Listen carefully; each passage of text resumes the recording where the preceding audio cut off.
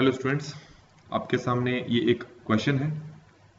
इस क्वेश्चन में कहा है कि A B C are in A P, B C D are in G P and C D E are in H P, then which of the following is are correct.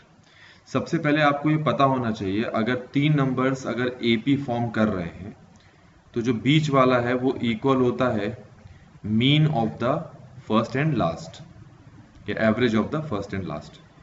तो b equal होगा a plus c over 2। ये आपको पहली चीज पता होनी चाहिए यहां से। इसी तरीके से अगर तीन टर्म्स gp फॉर्म कर रहे हैं तो जो सेंटर वाला है उसका जो स्क्वायर होता है वो इक्वल होता है प्रोडक्ट ऑफ द एक्सट्रीम। ये हो गया सेकंड केस।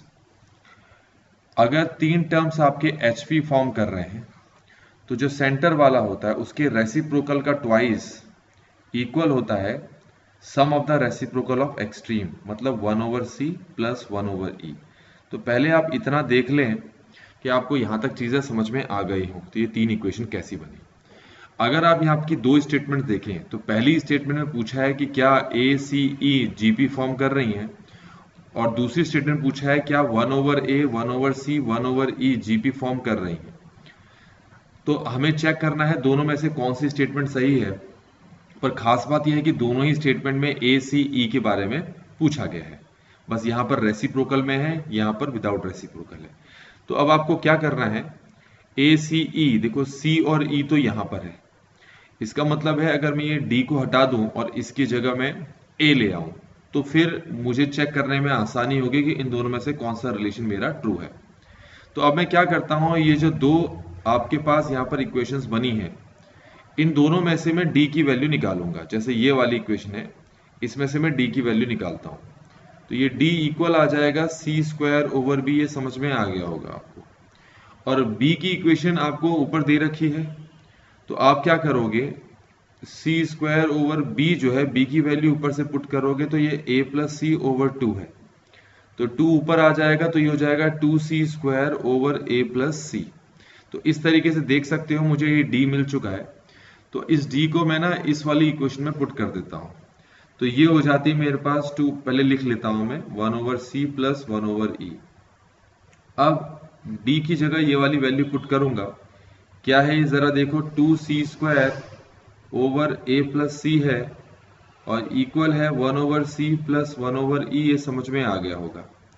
अब ये सबसे नीचे वाला जो है सबसे ऊपर जाएगा मल्टीप्लाई होने, ये ट्वाइस ऑफ a प्लस सी हो जाएगा। और नीचे आपके पास है 2c स्क्वायर, यहाँ एलसीएम लेके सॉल्व करोगे तो ये हमारे पास आ जाएगा c प्लस ई ओवर सी ई। यहां तक समझ में आ गया होगा आपको। ये 2 से ये 2 कैंसिल हो जाएगा और एक ये c कैंसिल हो जाएगा। तो हमारे पास क्या बचा वो मैं लिख लेता हूं, a plus c over c equal to c plus e over e बचा।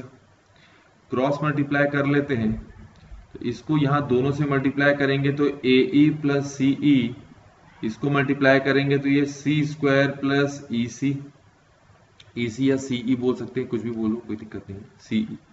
अब ये देखो ये दोनों कैंसिल हो गए तो मुझे फाइनली मिल गया कि सी स्क्वायर जो है वो ए ई के बराबर है। तो अब मैं ये कह सकता हूं कि ए सी ई जो है वो क्या फॉर्म कर रहे हैं, वो जीपी फॉर्म कर रहे हैं। ठीक है, क्योंकि जीपी की कंडीशन ही यही होती है।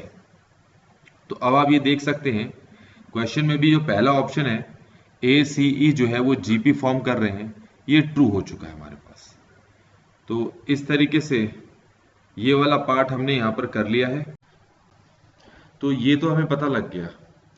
अच्छा, इसके बाद आपसे ये पूछा है कि क्या ये भी जीपी फॉर्म कर रहे हैं, तो चेक कर लेते हैं, जरा ध्यान से देखना। वैसे ये भी जीपी फॉर्म कर रहे हैं। पूछा है कि 1/a 1/c 1/e भी जीपी फॉर्म कर रहे हैं, नहीं कर रहे हैं। देखो कर तो रहे हैं, क्योंकि मैं अगर ये तीन जीपी फॉर्म कर रहे हैं तो उसकी कंडीशन ये है कि बीच वाले का जो स्क्वायर है वो इक्वल होगा पहले वाले का मल्टीप्लाई दूसरे वाले का प्रोडक्ट।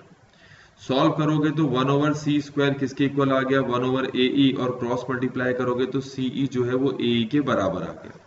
इसका मतलब ये है कि नीचे वाला भी क्या है, जो जीपी फॉर्म कर रहा है। तो ये दोनों के दोनों यहाँ पर क्या फॉर्म कर रहे हैं, जीपी फॉर्म कर रहे हैं। तो इसका मतलब ये है कि बोथ 1 and 2 आर करेक्ट। तो जो सी ऑप्शन है हमारे आंसर के साथ मैच कर रहा है।